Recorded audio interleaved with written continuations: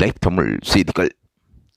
சரிகமபா நிகழ்ச்சியை விட்டு இலங்கை போட்டியாளர் சினேகா வெளியேறியமைக்கான காரணம் என்ன என்று ரசிகர்கள் கேட்டுக்கொள்ள விரும்புகின்றார்கள். சரிகமபா சீசன் 5 இலங்கையில் மலையகத்தைச் சேர்ந்த போட்டியாளர் சினேகா போட்டியில் இருந்து நீக்கப்பட்டது பலரையும் கவலை அடையச் செய்திருக்கின்றது.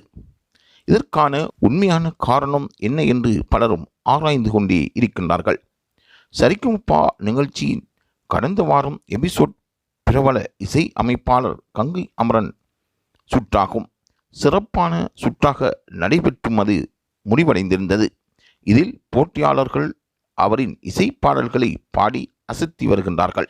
பலர் கோல்டன் பெர்ஃபார்மன்ஸ் பெற்றவுடன் சிலர் அதை தவறிவிட்டனர். இந்த எபிசோட்டில் பல சிறப்பு விருந்தினர்களும் கலந்து கொண்டிருந்தனர். அந்த சுற்றில் மொத்தமாக 26 போட்டியாளர்கள் போட்டியில் கலந்து கொண்டிருந்தார்கள். அதில் இந்த சினேகா என்கின்ற இலங்கை போட்டியாளரும் ஒருவராகும்.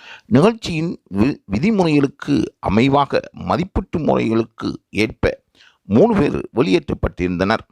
இந்நிலையில் இந்த வாரத்தில் புள்ளிகள் அடிப்படையில் போட்டியாளர் சினேகா வெளியேற்றப்பட்டிருந்ததாக கூறப்படுகின்றது.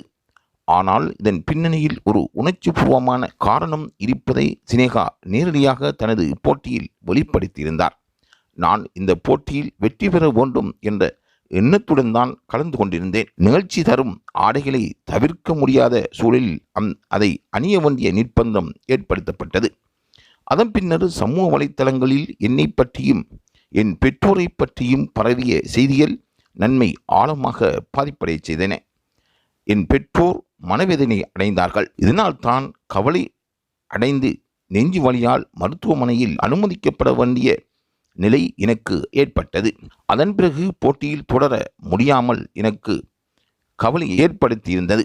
அதுவே என் வெளியேற்றத்திற்கான உண்மையான காரணமாகும். சினேகா வெளியேற்றம் ரசிகர்களின் மனங்களை கவலை அடைய செய்தது. திறமைக்கு அங்கீகாரம் கிடைக்கும் என்பதில் எவ்வித ஐயமும் இல்லை.